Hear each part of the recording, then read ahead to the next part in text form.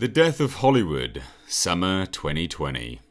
In several prior videos released here on this channel, I had documented my thoughts on the potential that this summer would see the biggest loss ever in Hollywood, due to the global pandemic and the reshuffling of release schedules, the marketing campaigns being derailed, and the general audience fear, paired with audiences taking necessary precautions and measured risks.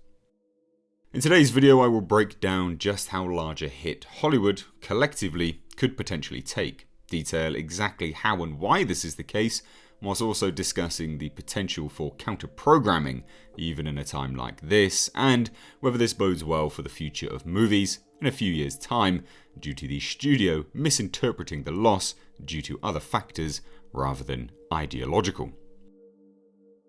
But before I jump into today's video, I want to take this opportunity to tell you all that I am making a film, a heightened fantasy horror short, and it would be great if you could support it by pledging the price of a coffee to the GoFundMe page.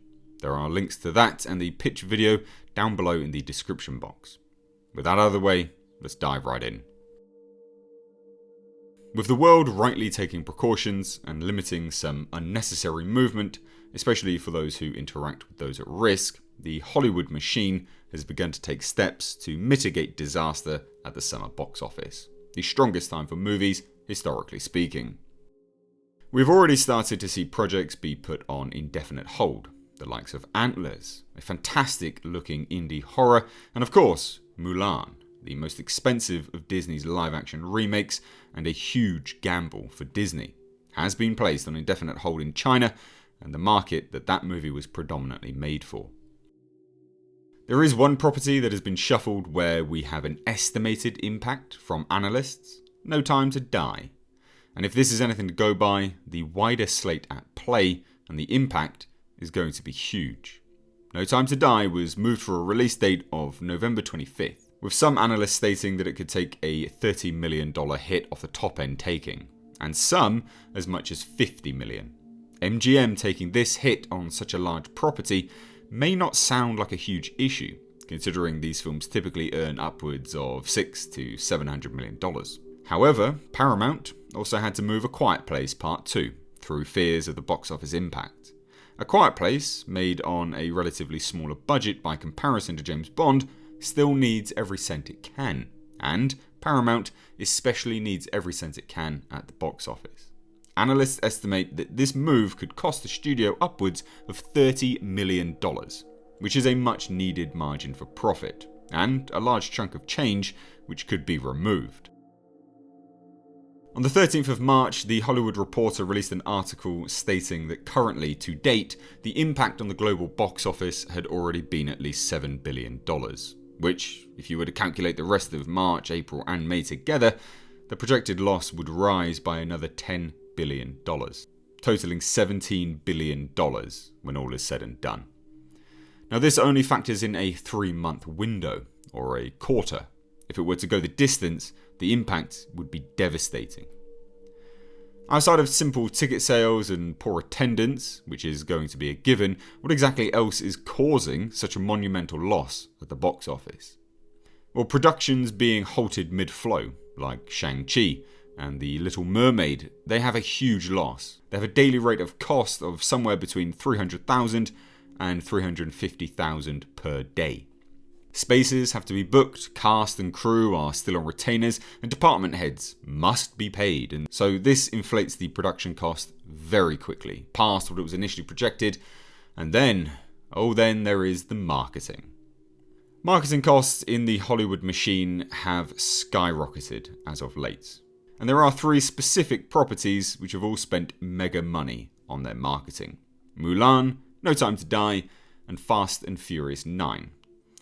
They have spent $15 million collectively on less than 10 minutes of screen time in one market on one day. A figure that you might hear and choke on because it sounds insane. And you'd be right. Now this is all because of the Super Bowl. The Super Bowl ads that these movies took out cost a total of $15 million. That's not the cost of editing the adverts. That's not the cost of the music that they had to license. for the trailers. That's not even the cost of those adverts then appearing everywhere else in other ad formats, say on YouTube, for instance, afterwards. No, $15 million was the cost for just the placement during the Super Bowl. The privilege to appear and release there. $15 million for less than a total of 10 minutes to only one market, the American market, effectively. Now, with this as a representation of the spiraling costs of marketing, you can see exactly how much it would begin to add up when these trailers are then plastered all over YouTube, billboards, buses, and walls worldwide. The general rule of thumb for marketing is that the movie will have a budget equal to that of its production budget.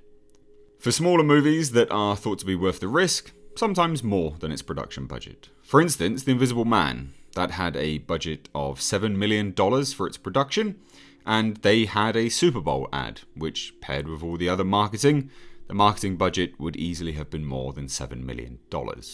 However, for properties like Mulan, Fast and Furious, and James Bond, these marketing budgets would have been astronomical. Hundreds of millions of dollars, in fact, all combined. And because of the window of marketing opportunity for these films, a quick change of release date impacts the film's budget. In fact, if agreements can't be altered and payments can't be squared away, it will actually raise the cost of the marketing budget.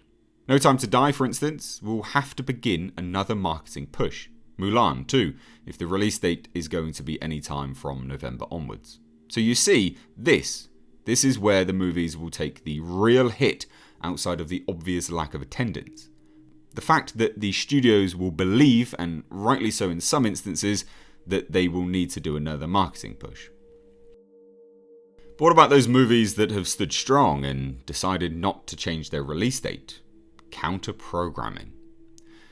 I've said it often here on the channel, counter-programming is a huge opportunity, often lost on studios these days, as they follow trends and narratives that they believe are hot properties. But there is a potential for some movies to clean up a good taking. People are still moving around, whether you agree or disagree with their actions, people are still attending theatre showings. And it's these people that can potentially cause a very happy profit for some movies that were slated initially against bigger films and destined for death. Now I say that because it's incredibly unlikely that the studios who haven't moved their movies are intentionally taking part in counter-programming. In fact, it's because they believe the movie isn't worth moving and inflating the budget as to why they haven't moved them. However, this could have a great effect for future movies and narratives moving forwards. Some of these films are of the more edgier variety. Some, admittedly, are just bad, but there is the potential that this will prove that some edgier properties bucking the woke narrative have the potential to earn a lot of money. However, and sadly, there is also the counter to that, where the studios will believe the impact on the box office has always and only been because of the global issue. This is actually a high potential and could lead to a few more years of the current ideological agenda being in films. Films take years to come to pass, so currently we are seeing the results of a few years of hard work, writing, production, but also a few years of what Hollywood believed was hot 3 years ago. This is why it's so important to vote with your wallets the moment you believe something is going to be bad. For any reason. Otherwise, when a movie is greenlit off the back end of its success, it's going to be another few years of bad films.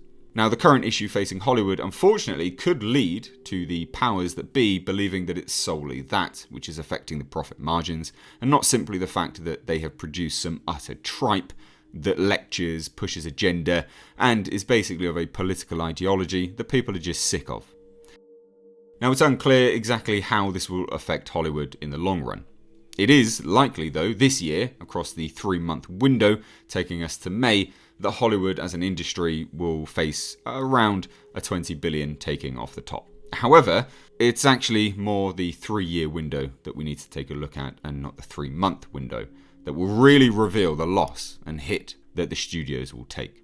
That being said, though, ladies and gentlemen, please do leave your thoughts down below in the comments section. If you are new here, please do hit subscribe, and to stay up to date on the world of pop culture, movie news, and some deep dives such as this, please do hit the bell notification icon. For returning subscribers, make sure your notifications are set to notify all, as YouTube has been buggering around with all of your settings. Also, like I said at the start, please do consider supporting my independent horror short, Blackfields. Check it out via the GoFundMe link. Thank you so much. Take care.